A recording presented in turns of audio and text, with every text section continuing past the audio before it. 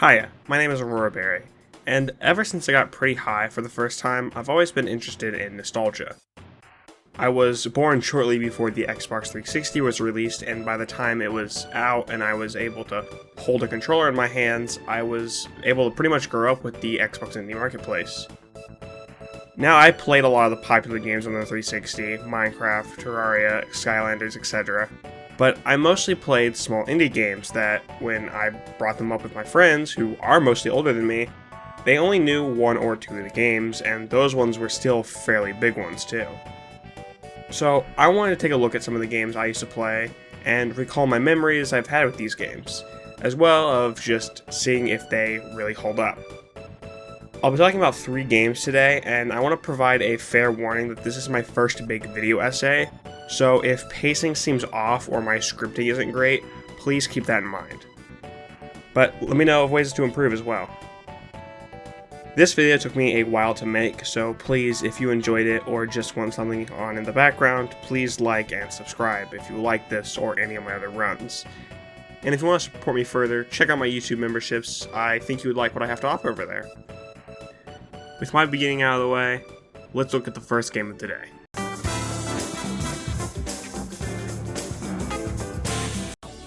The first game I have to show off today is 3D Ultra Mini Golf Adventures Deluxe. And I have a lot to say about this game, but to just jump straight into it, let me say this. This game fucks, and it fucks hard. This might be one of my favorite games on this list I created, and if it's not, it's definitely in the top 5 for sure. Before we get into my thoughts, first some history. This game is actually the 3rd game in a history of releases. The first just simply being 3D Ultra Mini Golf, which came out in 1997.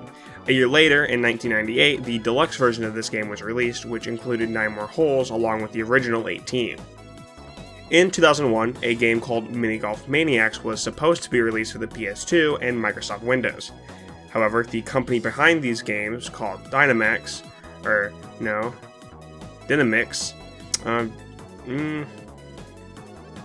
not sure how to pronounce that. Shut down, leaving the game unfinished.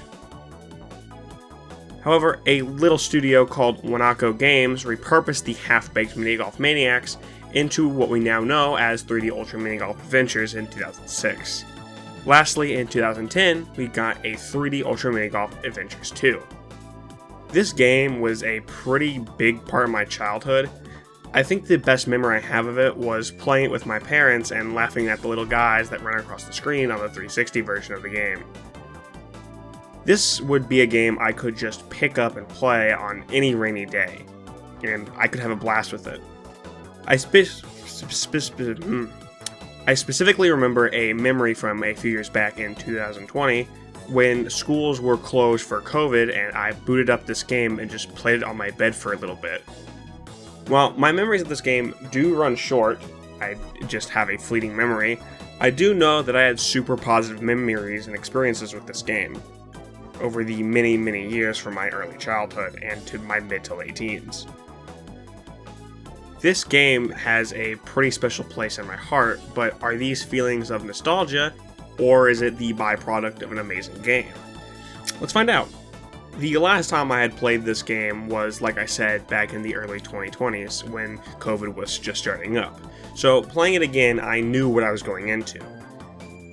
Booting it up on Steam for the first time led to some problems. The game wouldn't actually display itself and would automatically minimize itself. This was not a promising start. Knowing that if I couldn't get it to work through Steam, I would have to go through a more tedious method of using a capture card on my Xbox One, which I don't have.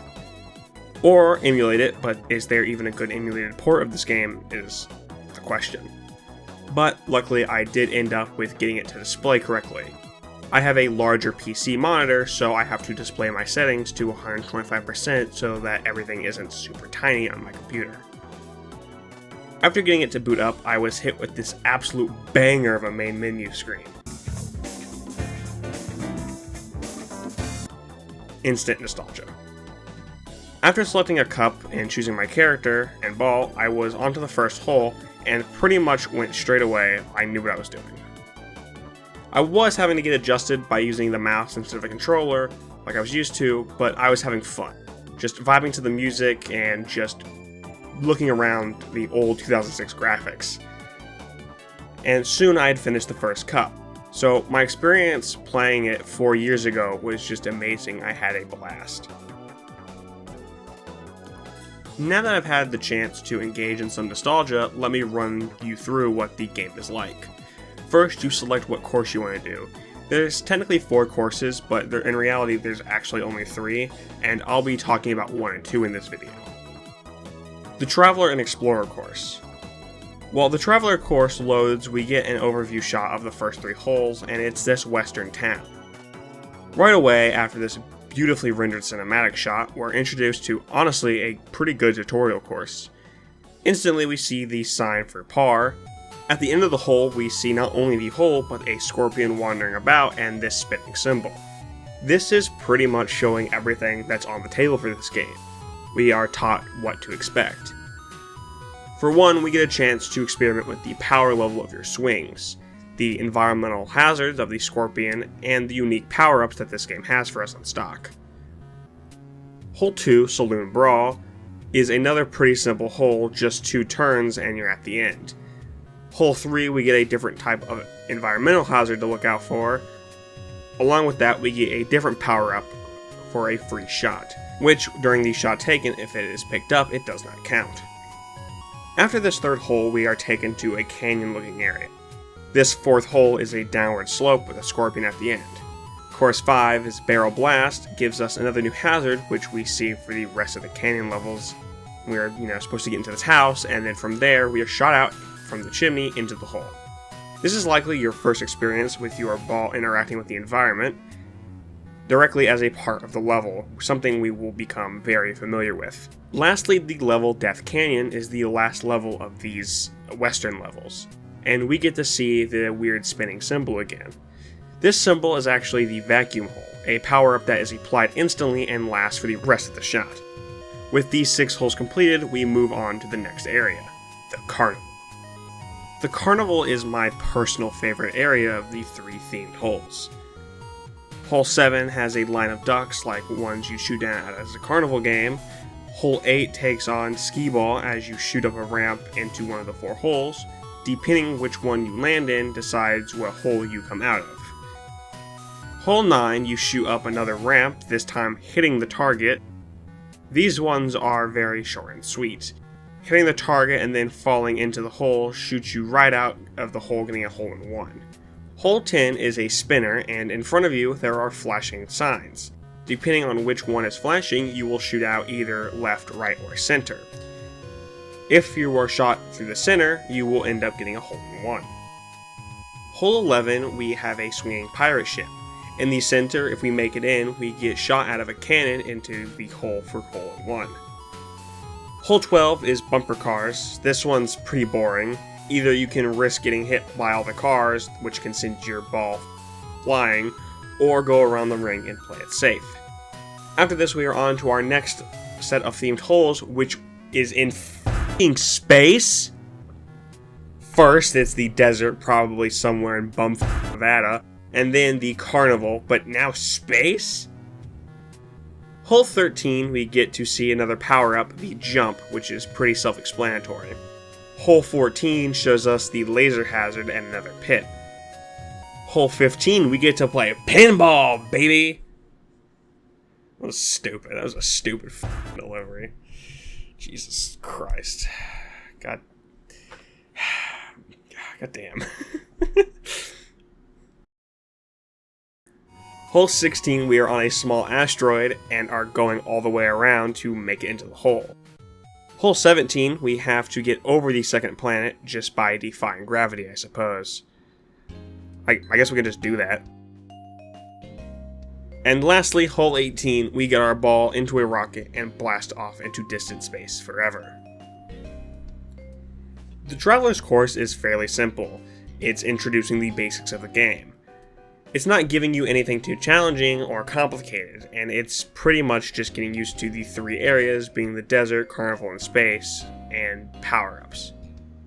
If you've been paying attention to some of the hole names when I haven't been mentioning them, You might have caught on to something, and that is some holes have descriptive names, to say the least. The two I want to point out are levels 2 and 13, Saloon Brawl and Teleporter. On first glance, these might be some odd level names for the courses, but they are actually descriptive on the shortcuts in the level. Like in the Carnival, some levels are interactive. They have shortcuts that can benefit the player. In Saloon Brawl, if you go up the ramp and under the doors without bouncing back or being hit by the snake, you'll listen to some rootin' tootin' cowboys having a brawl and then either be pushed out from the open window or get smashed through the window. I think it's just RNG, but I'm actually not sure. And then the Teleporter, which by entering this little tube, you get shot out, not even teleported. Way to go. The 6 desert courses start off pretty strong in my opinion. They're pretty detailed with a lot of thought into the design and the environment for the first 3 courses. However, I can't help but feel that the second half is lackluster. Slippery Slope is honestly just kind of a bore, just literally a drawn out stage 1. This hole also seems to be a very similar to one in Mini Golf Maniacs.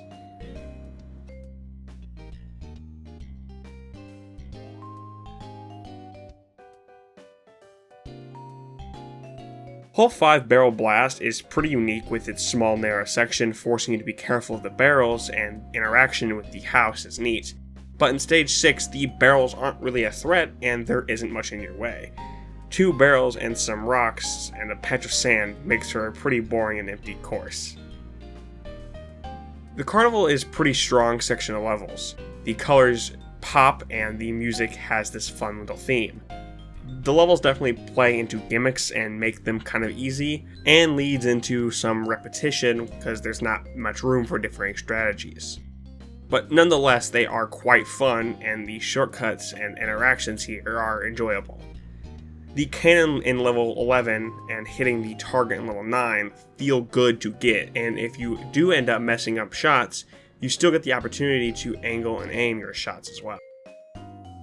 Space is, honestly, a pretty big letdown for me. The levels aren't very interesting or fun, they feel frustrating at parts, and this comes into play heavily in the other 6 space levels we see later. Along with some of them being tedious, most of them are just very bland, and not really giving us anything new. The exception to this, in my opinion, is Planetoid and Pinball. Some of these levels have so much empty space that you'd only go to if you truly messed up a shot. So if that's the point of it being there, that's fine I guess, but some of these just feel like open fields with a golf hole, or just 1 or 2 obstacles instead of an actual crafted course. Overall, I like the Traveler's course. It's still fun to play after all these years, but let's check out the Explorer's course to see if they improved on my complaints. Hole 1 of the Traveler's course, we already see a much more complex course with extra hazards and some harder shortcuts. Hole 2 is pretty simple, pretty much just a combination of course 1 and 3 from the Traveler's course. Course 3 is on the longer side with a longer strip with plenty of opportunities to fly off. We also have to worry about a scorpion and a campfire too. Hole 4 is pretty gimmicky, where we have to grab both jump power-ups to get over the train cars. Hole 5 is the first and only use of the large ball power-up for access onto the rail, this once again being more of a gimmick course. Lastly, for Desert Hole 6, the water tower once again has another skip, but your punishment for missing it is falling into the water and losing a turn. Going to the Carnival, Hole 7 is a pretty brutal course. If you end up going too far down the slope, you can easily get caught behind the fans, which, if not shot right, can continuously push you out of bounds, so overshooting is brutal here. Hole 8 seems pretty large, but the fans on the corners push you near the end. You'll fall into one of these 3 holes, and depending on which one you fall into, you'll be shot out of one. Hole 9 is the loop-de-loop, and it is what the name implies, just a tunnel that goes around and round. Hole 10 is an actual new area. It's the interior of the Carnival. This next hole works on whatever suit is showing. Depending on which of the four is glowing, your ball will be shot out near the shape on the lower part of the course. Hole 11 is the most terrifying hole in this game. It takes on the classic whack-a-mole game. Pretty simple. The gophers pop out and block your balls. No big deal, except when they turn and look at you. I don't like that. That's creepy. Lastly, hole 12 is pretty simple. Just another tube, and if you're able to make it to the other side, you get a better shot. If you don't, you end up in a worse situation. But it's not too bad. The final 6 are more space stages. Yay. Stage 13 is a bad stage. On 2 edges of the stage, there are pistons that come down, and if your ball gets stuck under them, your ball gets crushed, and you gotta make your shot again. Not too bad, I get it. Avoid the corners. Well, if your ball touches the piston at all, your ball gets crushed, destroying it anyway. So you have to go all the way back to the beginning, even if your ball just touches the pillar. Great, that's so cool. But that's not all. There's a pipe that shoots out steam, which will push your ball off the course, if it's not a near perfect shot. Hole 14 is boring. You're sent into one of 3 tubes, and then you have to make it into another hole, which in turn sends you into another tube. Hole 15 is the absolute worst hole in this game, and I wish it didn't exist. This hole is so wide for no reason. If you're pushed off the hill, you need to hit such a precise shot to make it up the hill. A little under, and you won't make it up. A little over, and you'll spend half the time watching your ball slowly go over the hill, ending up on the other side. There is no room for error, and it's just really annoying and just really, really bad. Hole 16, Space Station, is pretty fun when you're shot into one of the 3 holes, and that depends where you land. You have to deal with some more annoying slopes, but other than that, it's not too bad. Hole 17 is a large course of twists and turns. It's not too bad, but it can lead to some annoying shots. And lastly, Hole 18, Spacebar, a decent course to end on. If you line your shot up right, you can shoot it into this pipe and be shot out right into the hole. The Explorer's course is a more advanced version of the Traveler's course, larger and more complex holes for the most part. Most holes in this course do also have a gimmick built into them, and that's either a shortcut to the end or a very specific way they want you to play the course. I think overall, this has higher highs but lower lows. For example, the carnival levels are really good, but when it comes to the last few levels like turntables, some of these courses end up suffering the same fates of being too big and empty. If I had to pick a course to play out of the blue, it would be this one because of the more gimmicky and fun courses in this game. It has a lot of personality and feels on par with the style of this game. Overall, I really like this game. It has some issues with some of the courses, but overall it's definitely a fun game to pick up and play if you got some time to kill. This game took me 30 minutes to record both courses, so even if you're someone completely new to this game, it shouldn't take you more than an hour to get through it. The art style looks really cool, and the music for each area is really fitting, and just the amount of detail put into each stage is amazing when it is, shown. Overall, I'd say this game still holds up to this day, and for a $10 price tag on Steam that goes on sale often for only like $1, I'd definitely put it on your wish list. 3D Ultra Mini Golf Adventures Deluxe gets a recommendation from me, and a light 7 out of 10 score. Now on to... In the early days of 2009, a studio called Twisted Pixel Games released a game called The Mall. Some of you may be familiar with the studio if you grew up around the same time I did because of some of the other games like Comic Jumper and Splosion Man. But if you didn't play those, that's okay, because I never did either. I honestly don't have a whole lot of memories with The Mall, except for one weird one where my much older cousin was playing what I now know to be the second to last level on one night in my old living room. But despite my fleeting memories, this was always a game I knew. I would browse the library of my Xbox 360 looking for something to play and see The Mall and go, look at the little funny purple blob guy.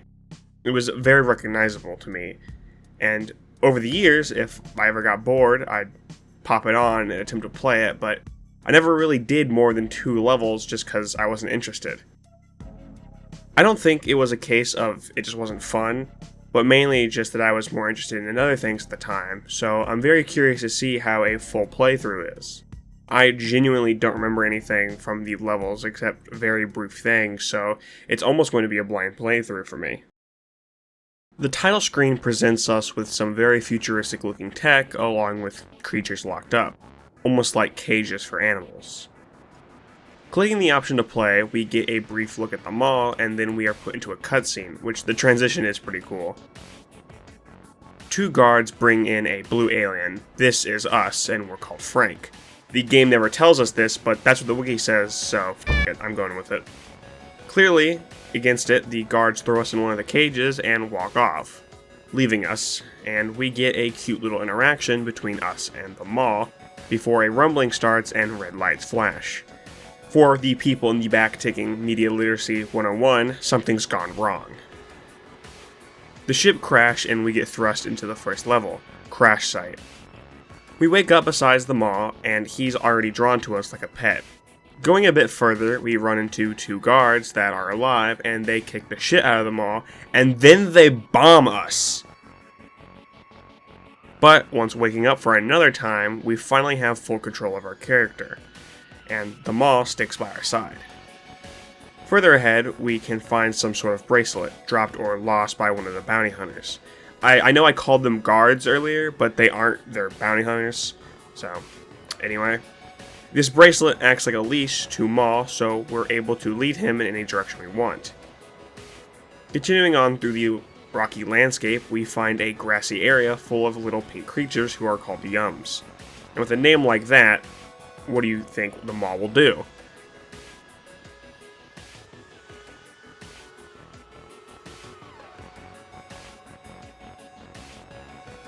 Yeah, he eats it alive. What did you expect? They're called Yums. Frank's against it at first, but quickly comes around to the idea of eating the rest of these creatures to the maw. And with all of them eaten, maw increases in size. With our bracelet, we can also attach onto other objects like this rock to move them around. Doing so gets us into the last level of the tutorial. At the end of each level, we can see a giant sign with an X on it, and again, for the people taking Media Literacy 101, that means not available or not accessible. Investigating the plant, it jumps out and scares Maw, meaning we need to find a way to destroy it. With a much larger area, we can now go around and eat the Yums to get bigger once again. With Maw's new size comes a new appetite, the Gastros.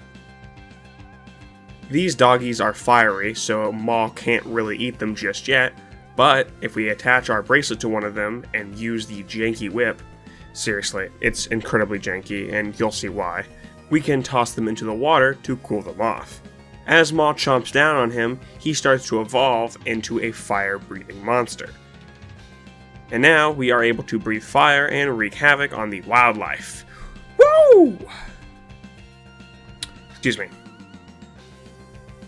Going around the map, we can burn the trees and grass to find hidden Yums to get even bigger.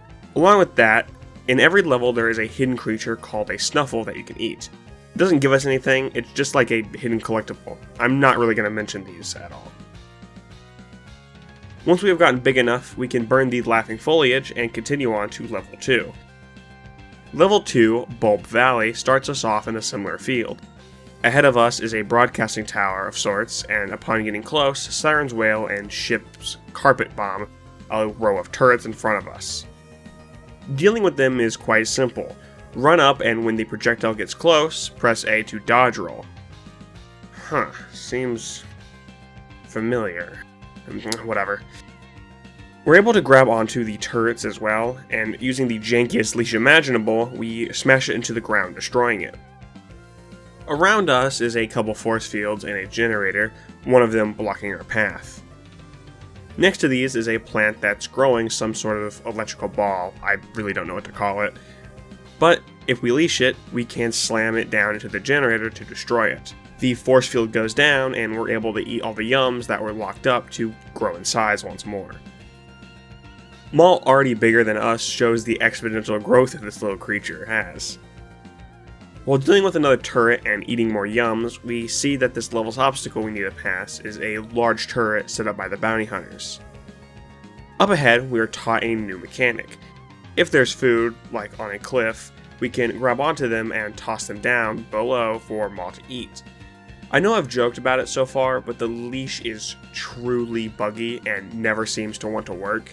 It would shoot off in one direction while throwing the object in the other end. Sometimes I get lucky and Maul would end up just sucking them in from over 4,000 meters away, but other times I wouldn't be so lucky. It's a really weird mechanic, and it's going to come up again once more. Clearing out more turrets, we see our next prey, the Royal Bulbous, with a force field protecting him. We can't get in there for Maul to eat him, so we need to find another way around. Over in the fields, we see that the smaller Bulbuses are taking the food from these trees over to the king, and if we were to latch onto one of them, we can fly through the air and end up in the king's enclosure. And by using the food, we destroy the generator, and watch as Maul devours the king and evolves into a graceful, flying Bulbous. Like the Gastro, every time Maul eats another creature, he gets a new power. This time, the King Bulbous can entrance other creatures. Once entranced, Maul can then shock them to stun them for him to eat. In the rough patches of dirt nearby, these worms are now entranced by Maul's appearance, and with Maul shocking them, they are able to charge up and act like one of the electric balls from earlier. I still don't know what they're called. The rest of the level is practically a tutorial on the Bulbous transformation and using these little worm guys like destroying generators and eliminating rows of turrets. With another size gain, we're able to go back and destroy the turrets. All we need to do is zap one of these worms and then hit the turret with it. Except the damned leash. How am I supposed to work with this? It got so bad my camera even started glitching out. It's genuinely frustrating. It caused this to be more of a hassle than it was. Eventually, with a broken camera, I was able to destroy this turret and move on to level 3. Level 3, Chained Down, introduces us to two new creatures. The Beetle, who we see chained up at the exit of the level, guarded by two turrets, and Gloobers, who are snail-like creatures using rocks for shells. Like the Gastros, the Gloobers can be eaten outright, so you need to attach them to your leash and slam them down to break the rocks. And get ready for the usual leash shenanigans. While I go about eating the local animals, I want to take a moment and look at the art style and level design of this game. The entire game takes place in these condensed rocky ravines, which allows us to have these types of level designs. Throughout the game, we see the crash sites of different ships from the bounty hunters, and I think it's a fair assumption we aren't the only threat that they're facing. It's shown very early on that they are taking and keeping animals in enclosures, like in the opening cutscene, but also some of the Yums and Royal Bulbuses in level 2. Here in level 3, we can see the Beetle locked up guarded by turrets, so I think it's clear that the wildlife is fighting back somewhat. After eating enough, we get a more puzzle section where we have to scale the cliffside to get over to this Gastro, an electric bulb plant. Yeah, that's what I'm calling it from now on, bulb plant. Anyways, you're supposed to slam it onto the Gastro to get him to fall into the water. However, my game crashed, so I had to do the entire level again. The second time, I got soft locked because of the leash. It flung the bulb plant so far that it never respawned. So doing it all a third time, the Gastro falls down and we're able to get the flame powers once again. With the flame powers, we're able to actually burn through the Gloober's rocks and eat them without dealing with the leash. Along with that, we can also burn all the trees to find the rest of the Yums. With the flames, we're able to burn through the Beetle's restraints, and once it's freed, it smashes through the two turrets, and we're on to level 4. Pretty short level, introduced us to two new creatures, and had a pretty fun level design. Just a shame, I had to reset twice. Level 4 Dirtland starts off with us seeing yet another new creature, the Puff Tors. Pretty much a worm that gets round like a pufferfish, but in the air. They float around in the air and then slam down on top of their food, which we can see is the blue electrical worms from level 2. So how do we eat one of these? Well, there's a large rocky platform on the level called Dirtlands, and they eat the worms. I'm not seeing anything. It took me an embarrassingly long time to figure this out. All you need to do is grab one of the worms and smash them on the ground to stun them, and from there, put them on the rocks and a Pufftor will slam into the rocks, getting stunned themselves. The Pufftor transformation allows Maul to float in the air. By latching on, we can float through the air and then slam down, breaking or stunning anything below us. This level is pretty much a just gigantic platforming level where you jump around and use the steam geysers to launch yourself throughout the air. The level is extremely simple, but it's a pretty long level. Going from tree to tree and smashing them individually, and then waiting for Maul to eat the yums does take a while. On top of it, the steam geysers are pretty finicky, and it's honestly a hassle to get them launched you the right way, especially in the end section. Overall, I think this level is the worst one. Here, it suffers pretty bad. Level 5, Luferland, opens up with a little cutscene showing lasers flying by and various monsters we've seen so far running away. Whatever's ahead is something far more dangerous than anything we've seen so far. And well, it's a peacock. Yes, it's a peacock that shoots lasers. It's badass. A little ways behind him, there's a mine plant, and by slamming it down on top of him, we burn away all of his feathers.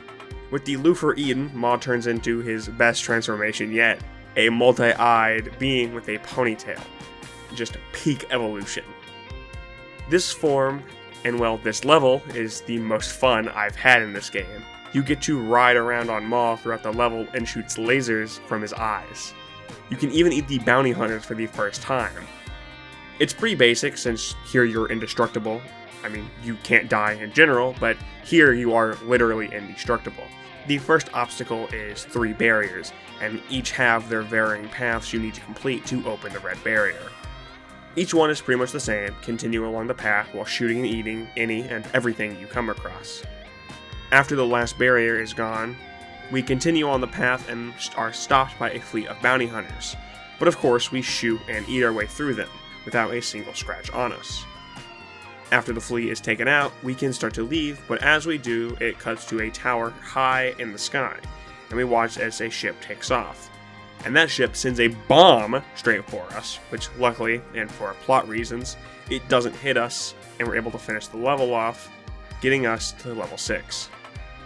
Level 6 Mesas is an incredibly short level. I only have about 16 minutes of footage from it, and this level is nothing new. It's just a mashup of levels 2 and 4.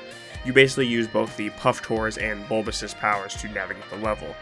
Even the final obstacle is the same as level 2, just another turret, so there's not much to talk about. Overall, a solid level, but, not great. It's fine. Level 7, Beetle Smash. This level starts off with having to use my oh-so-favorite mechanic to feed Maul the Gloobers. Once all the Gloobers are eaten, we are then supposed to take one of the plant mines and slam it down next to the beetle. But would you believe it, the game broke, and the beetle wouldn't smash through the gate. It even gave me the cinematic camera like he was going to ram through, but nothing. Just didn't even work. So I had to restart and use the shitty leash again. And this time, hope that it would work. It worked. In the next section, there's some more Gloobers which Maul can now eat without having us to help him. Once more, we need the beetle to smash through the gate. Get it? Because it's the name of the level? Okay, I know. I'm sorry. Luckily, it works first try and he goes through the gate. My camera might have broke for a second, but a win's a win at this point. I really couldn't care. One more time, we need to slam another plant mine into a beetle to get her to smash into this part of the destroyed ship. This knocks her out, allowing for Maul to eat her and gain the last transformation in the game. This allows Maul to run and ram into stuff while dragging us around, and we are going to wake up with a terrible friction burn tomorrow. With the power to smash, we can knock out all the other beetles for consumption. The rest of this level is as follows. First, Ma drags us around until we get to the next section. We need to solve a small puzzle, like dragging a rock over a wind geyser to get some free yums, and then smash through another gate and on to the next area. Once again, another small puzzle to solve and watch as the leash breaks. Next puzzle we have to do is destroy this large rock and feed Ma the gloopers. Pretty simple. The final puzzle we have to do is avoid some turrets by ourselves for the final time and do a bit of platforming to destroy this generator. And after being dragged around so much that I'm certain we won't have any more skin by morning, we land in an enclosure and see the King Yum, surrounded in its gold riches, and upon eating it, Ma begins to grow more than ever, reaching the clouds, and we're thrust into level 8, Planet Ma. Planet Ma is the final level to the Mall. It starts out with a heartfelt cutscene of the two of us bonding before that tower we saw back in level 5 sends out ships to attack Ma. To help defend our large purple friend, we hijack one of those ships. Multiple ships have chained Ma down with those similar lasers we saw back in level 3. The objective of this final level is to free Ma by shooting the ships. Many of the other enemy ships that fly around will shoot out bullets that we have to dodge. We shoot out bombs ourselves, and that's our only way to deal with the ships.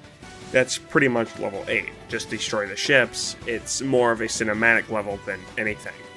If you get blown up here, all you do is grab onto another ship and keep going. There's no punishment.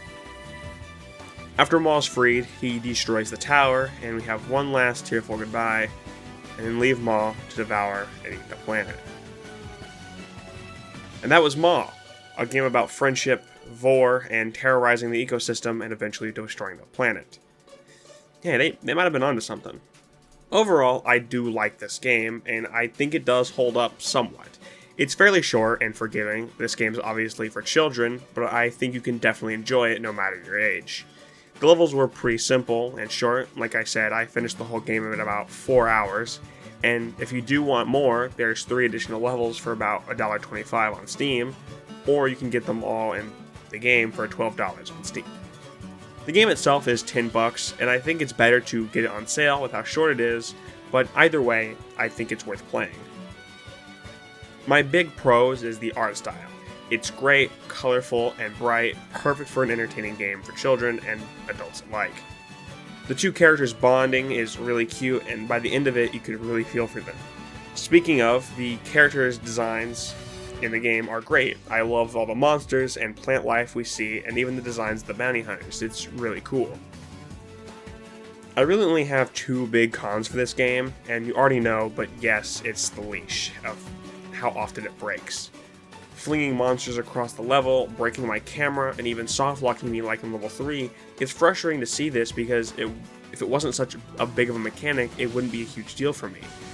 But it really made it so that anytime I had to use it, it was risky. It felt like it could have made me reset the entire thing. And the other con is level 4 Dirtlands. Overall, this game is good.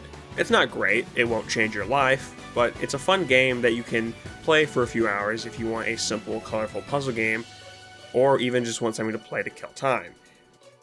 $10, you can pick up them all, and I give it a light 7 out of 10. I'd say it holds up. Now, for the last game we're going to talk about, get ready for... On September 8th, 2009, the game studio IO Interactive would release a game called Mini Ninjas. You may be familiar with the studio. They release games like the earlier Hitman games. Mini Ninjas is a 3D action-adventure beat-em-up kind of game. It has silly character designs, a soft, charming art style, and a pretty basic combat loop. There was a sequel made for the Xbox Kinect as well, and apparently I found out there was a cartoon. Maybe I should watch it at some point. You can play as any of the 6 ninja, and you try to stop the evil samurai warlord from conquering ancient Japan. Once again, my memory is running a bit short for this game. I know I've never fully beaten it, but I do know I have some basic solid knowledge of the game. In fact, about 2 years ago, I had bought this game on Steam and did play through about 2 hours of it until I got kind of bored, and I went on and played other things. That's not to say that this game is bad. I'm writing this after my replay, and I can say that the game isn't bad at all. My biggest memory I have of it was of my dad struggling to beat the final boss when he played through it, and he gave me the controller and I somehow beat him first try like the gamer I once was. Well, still am. But enough dwelling on the past, let's look at Mini Ninjas and see how well it holds up. When we start the game, we get a little cinematic of the history before the game takes place. There once was a evil samurai warlord who ruled over the land, but was defeated. However, recently, there has been cataclysmic events, such as floods, earthquakes, and volcanic eruptions. The evil samurai warlord has made his return, and is using evil Kuji magic to turn animals into his samurai minions to amass a large army. The ninja master would need to send one of his best ninja to stop these events by defeating the samurai warlord, but they didn't return, so he would send another, and eventually they never returned. And soon, he only had 2 ninjas left, his most 2 unexperienced. And that's us! Well, for now. The main character we start as is named Hiro, and he is the only ninja who possesses the art of Kuji magic, the same thing the samurai warlord uses. This first level is the tutorial, and here we just get used to the movement and controls. Exiting the house, we meet the ninja master, and he tells us the same things as the opening. And basically tells us, yeah, you're pretty much the last line of defense, we have to stop the samurai warlord, so go out there and save the world. No pressure. Here we get our first item, the ninja hat. This allows us to deflect arrows and use it as a small boat. We're told to go to the dojo to learn the combat basics, and on the way there, we talk to some more of the bird people, steal their coins, and read the slips of paper on the houses of the ninja who had already left to save the world. Here, we are taught the basic combat controls. X is attack, Y is to stun your enemy. By jumping with A, you can follow up with a jump attack. So basically, we need to attack an enemy when they aren't blocking, and we can break their guard if they are. Anyway, we are literally told we can draw guidance from the gods by summoning a giant arrow over our head when we need to figure out where to go. Don't know why they can't just do the work and stop them, but, whatever. After all that, we're told to find the only other ninja in town, and our best friend Fudo. We follow the apple trail left behind, and we get our first save point, an altar we can save if there's no enemies nearby.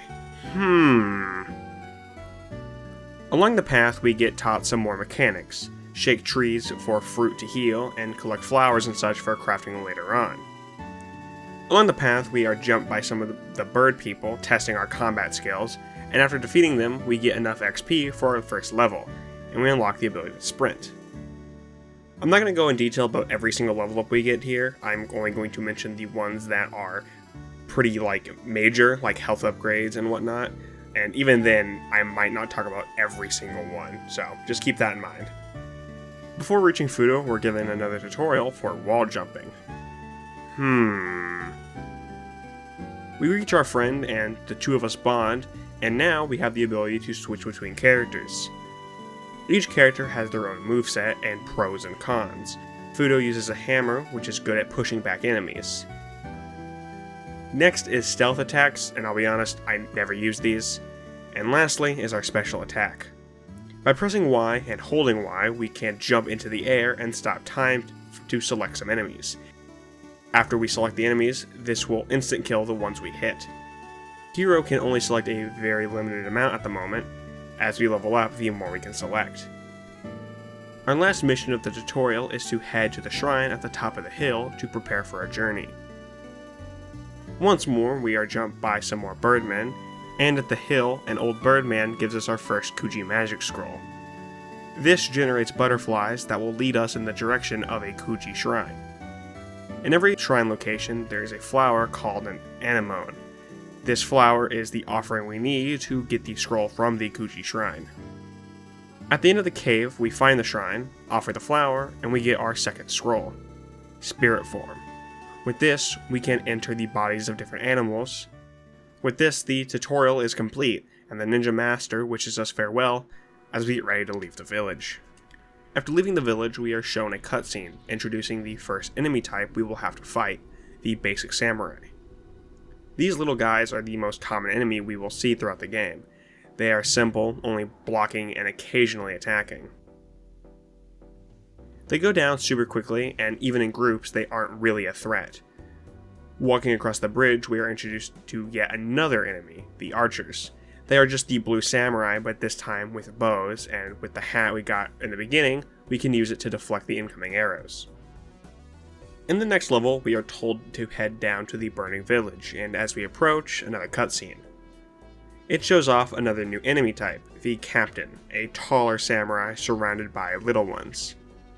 The samurai aren't very smart, as shown by the fact that they burned the bridge down before they could get across.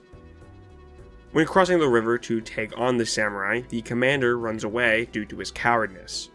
When fighting them solo, they always run until you corner them, and they are too scared to fight back, so they usually just block, and maybe only swing once or twice. We save the village and continue through the bamboo forest, saving small animals, and clearing out these small clusters of samurai. After going through a door, we're greeted with a new animal and a new enemy type, the bear and spearmen respectively. The spearmen are difficult to fight, as trying to get near them results in getting poked, but with the bear, we can use spirit form to attack the spearmen, and just rip and tear and just brutally murder them. Here at this house, there was a note left by one of the other samurai, Suzume. Up the mountain path, we can take a small detour and find another Kuji shrine, and with the white flower right next to it, we can unlock the next spell, Fireball. Coming down the path, we see a group of samurai have captured the ninja Suzume.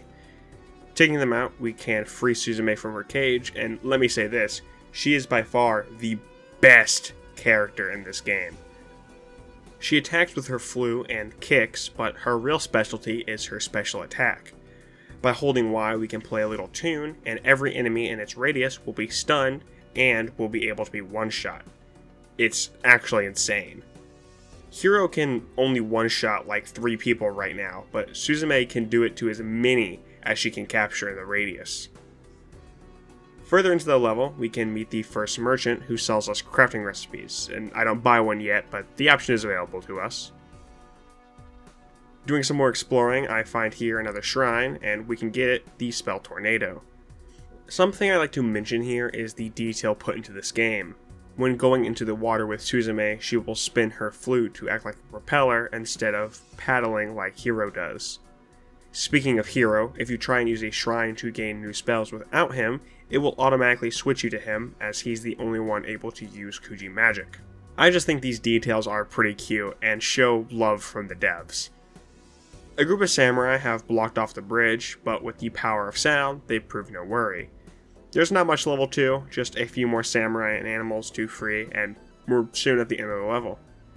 Level 3 starts off with open fields of dirt and crags left in the ground from earthquakes. We find notes from other ninja named Shun that he's trying to find another ninja named Tora. Most of this level is empty, as the only goal right now is to enter the castle. Outside one of the gates, however, we are introduced to yet another enemy, the Red Samurai.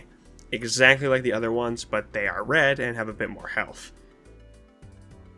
Outside, we got another level up, allowing us to hit another person with Hero Special, but it's still not as good as Suzume's. By wall jumping outside the estate, we can climb in and get introduced to yet another enemy, a large club-wielding samurai. A thing I love in games like this is when there's a new enemy who is just a larger version of the previous ones. It's a really cute thing, especially with an already super cute art style. I love it. I wanted to try and take him down with Suzume to prove she's superior, but alas, she can't do everything, so I died for the first time here. The proper way to do it is you're supposed to take down the club wielders with Fudo. Simply attack twice and press A once the button prompt is up. He goes down super easily, and another cute detail I want to point out is how different animals are turned into different samurai. The smaller samurai are made of rabbits and foxes, and the club ones are bears and such. It's a really fun detail.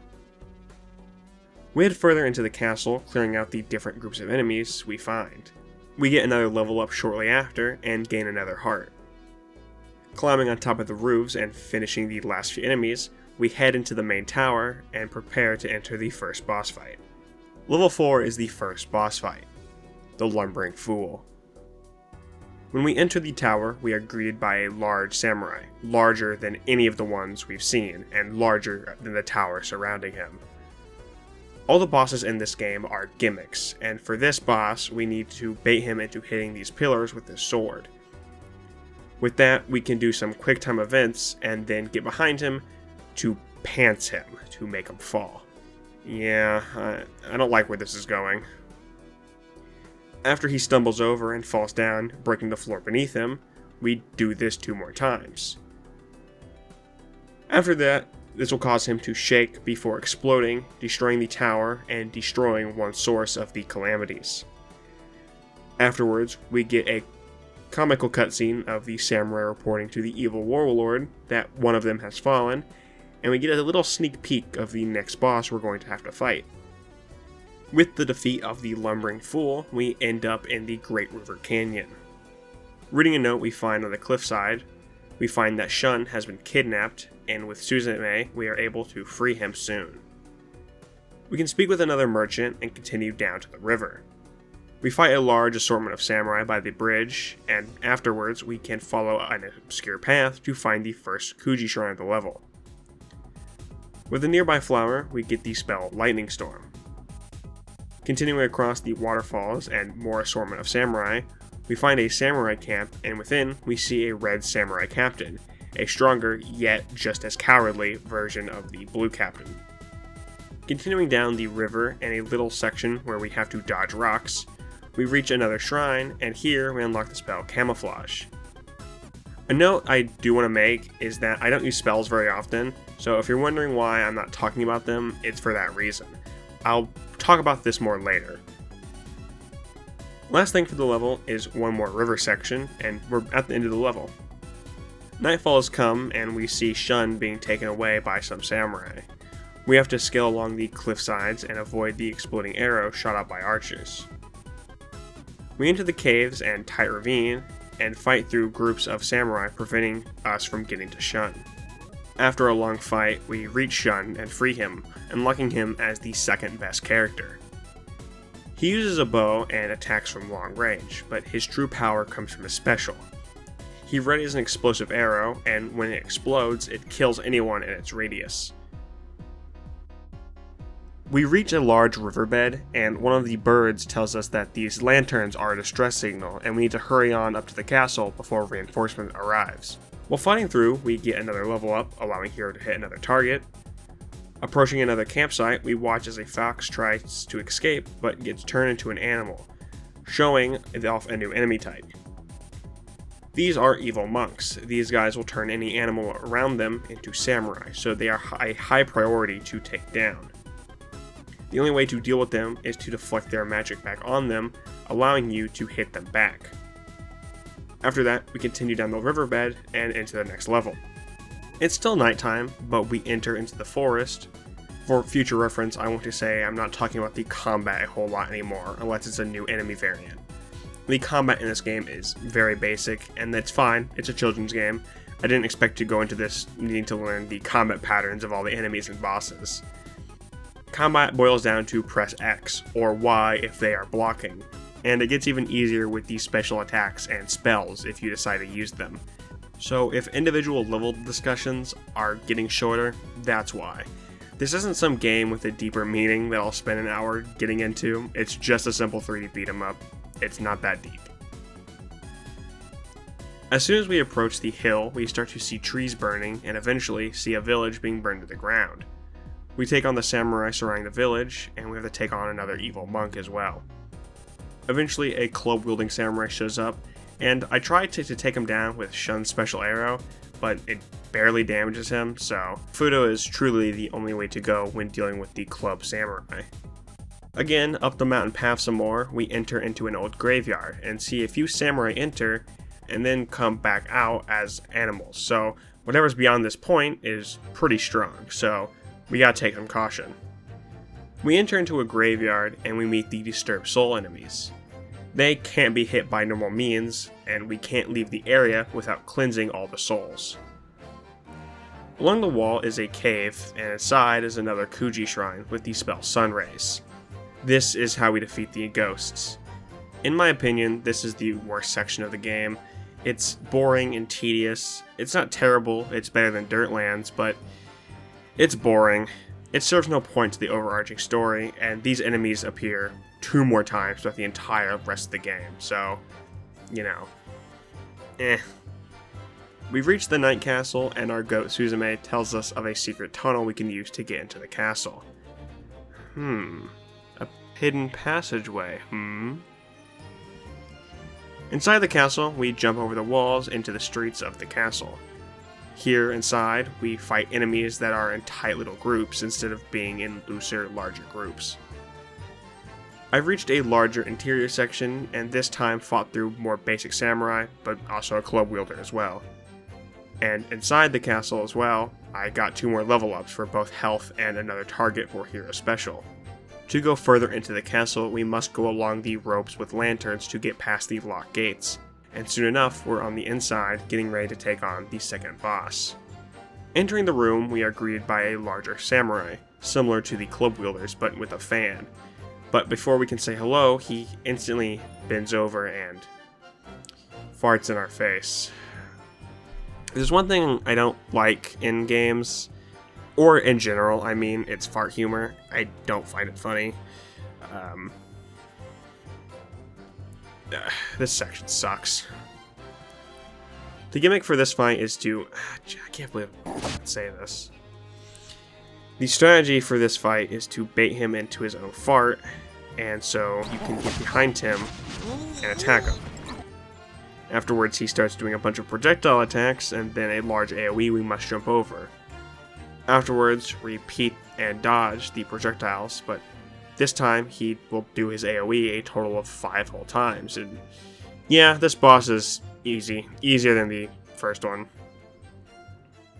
Once again, we get another cutscene of the generals bringing his fan, and getting another preview of the next boss. The biggest issue with this game is starting to shine through after the defeat of the second boss, and that's lack of content in my opinion. I touched on this briefly earlier about repetitive combat, but I want to touch on it again in more detail, as most of the levels from now on are just quite similar in terms of execution. There is only 8 enemies in total, 11 if we are counting the red variants of enemies, and 2 of those enemies are just variants of the blue samurai. And with a total of 25 levels, 20 if we exclude the boss levels, that leaves us with a lot of repetitive stuff for a lot of levels. The combat is basic, and while I don't think this negatively hurts the game, as much as I'm making it out to seem, I did have a lot of fun with this game, but it's making it a lot harder to write about than I thought. Now this is partially on me. I really only used 3 of the 6 characters you unlock throughout the game, and only touched like 1 spell at the very end, so again, part of it is on me. But when there's only 8 different enemy types, and the bosses are scripted in a way you fight them, it's pretty much on you, the player, to make it not as repetitive. The game wants you to use the tools provided like spells, swapping characters, and ninja tools like the shuriken and smoke bombs. But when every enemy can be taken out the same way, except for the club wielders and monks, and these same 3 characters with their specials outperform everyone else, there's no reason to use these things. I haven't bothered to mention the other ninja tools like the shurikens and smoke bombs because they're just outperformed. The levels are supposed to show your progress deeper into samurai territory and witnessing the events of the calamities, but most levels are the same, and my second biggest issue, which I will be touching on after this next boss, is the decline in level design. My biggest compliment early on was how good some of these levels were. It was fun to explore and whatnot. The castles with the tight streets made fighting the samurai fun, but at this point, most levels aren't unique anymore. The castles have all the same models, just different layout. The silver lining is that the game is really short. It only took me around 6 hours to beat, so it's a big reason why I don't think the repetitiveness hurts it as much as I make it out to seem. It's mainly me without things to write about. The highlights for this next level are just me unlocking 2 more spells and Asuku rescuing Tora, and also seeing not really a new enemy variant, but more of a portal we're forced to close. Near the end of the level, we find the last variant enemy, the red club wielder, but once again, he's just the same as the old one with a bit more health. After taking him and the rest of the samurai out, we exit into the next area. We end up in a flooded village, and we are asked by one of the bird people to visit his uncle up top because he can't due to a large fish in the water. Anyway, his uncle was just another one of the merchants, but as a reward, we get a fishing rod we can use to latch onto the large fish. And by latching onto it, we are dragged around through the water, and we need to avoid crashing into things such as the buildings and whatnot. The fish drags us to the castle gates, and at this point, I was starting to hear this weird clicking noise, but it went away after I entered the castle, so whatever. I'm not going to linger on the castle for long, as it's the same with all the others, but with just some water sections, ooh, how interesting. Here we get introduced to the last enemy in the game, and they are the dual-wielding hand people. I don't know what else to call them. They are extremely annoying, they teleport all over the place and always block. We paddle into the boss room and come face to stilt with the boss, Timid Swimmer. He uses a glaive for long reach, which instantly makes him the coolest boss. His gimmick is pretty similar to the Lumbering Fool: bait him over to the red pillar and have him cut it down, then do a quick time event to cut down his stilts. Do this 2 more times and then he literally fucking drowns. We killed a man today. And once again, another cutscene.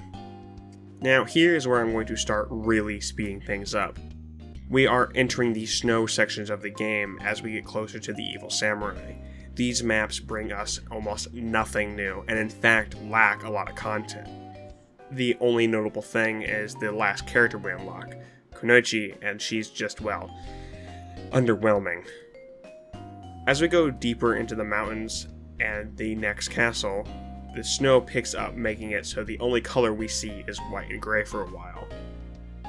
There's not even many structures that make it less bland. There's literally nothing to talk about here. It's easily the worst section of the game. Again, I really like the level design and styles of the levels in the beginning, and they held up pretty well, but these levels feel bland and rushed to me. I don't know if they were going through any, time restraints or anything during development, but I wouldn't be surprised as the quality suffers here. They spice some things up for us, having to go through a brief cave and deal with the ghost again, but other than that, it's a pointless slog. The castle is no different either, just the normal castles but with some snow. Ooh. I do like the boss, however. I will say for once, this is a pretty cool boss. It isn't just a square room, no, we fight on the actual roof during a snowstorm. It's really cool. He's still very gimmicky, like all the others. You have to hide in the snow piles and backstab him, but the quick time sections are actually pretty cinematic, so it is a really fun fight. Definitely my favorite of this entire game.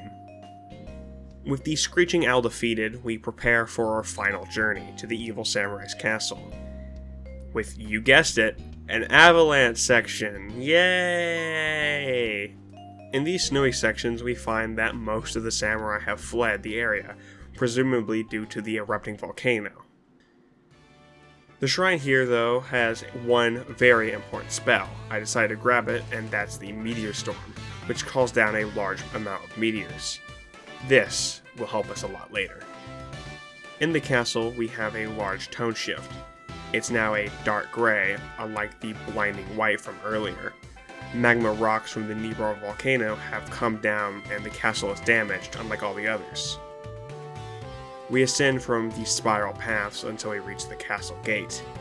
As we open the gate to fight the evil samurai, the castle begins to animate and becomes a living being. I really like this level. We have to ascend the living castle by using many different techniques we learned earlier. There's a few samurai inside, but not many. This is definitely one of the best levels, and I don't want to say much more because I think if you're going to play this game, you should go into it blind. It's not some deep philosophical experience. It's not going to change your life or blow your mind to where you're going to be thinking about it for days, but it's still cool nonetheless. and after the long ascent, we reach those doors we've seen since the defeat of the first boss.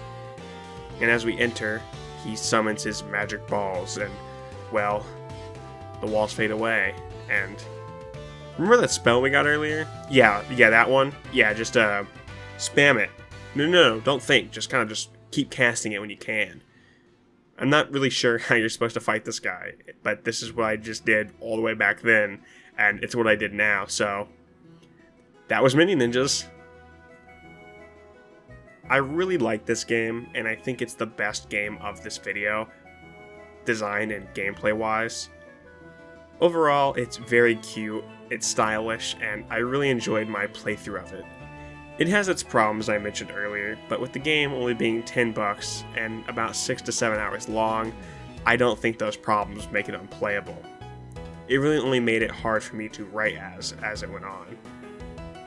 For a game that came out in 2009 and that's only $10 on Steam that goes on sale for $2 pretty often, I'd say it's a really good 8 out of 10 and it really holds up.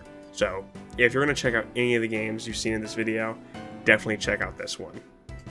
And that was 3 games from my childhood. Again, ever since I got really high for the first time, nostalgia has been a big interest of mine, and with most of my friends not hearing any of these games, I wanted to shed some light on them. Again, I also want to apologize if my writing seems off at some points. This is definitely my first large video essay, and I'm still figuring out how I would like to paste these in videos and whatnot. This is actually my second time recording the Mini Ninjas part of the script along with the outro, because I did not like the first one. It was rushed, it was flawed, and I know my voiceovers are kind of flawed. They're not the best. I do mess up in the speech. I do play into some of it and some parts, but it could be better, I know that. But I do like this. I'm pretty happy with it, at least. I'm still editing it. As I record my outro right now, I am already done editing the first 2 sections. Mostly, I still gotta do a few touch-ups and whatnot, but the first 2 main sections are edited. So I'm really gonna try and work on getting this out. I was supposed to get it out more than 2 weeks ago, but I've just been so lazy with it lately. I will be definitely doing more challenge runs after this part. I'm going to take a break from these longer videos because I doubt this will even do well, because my main video is my things challenge runs, but if this does do well, and if it is really well liked, I will definitely do another. I have more games that I've already bought. I will buy a capture card to play some of the other ones if need be. I've already emulated some of them too, but whatever. But I'm going to stop talking. This was a fun project to work on, and my name was Aurora Berry. I'll see you later.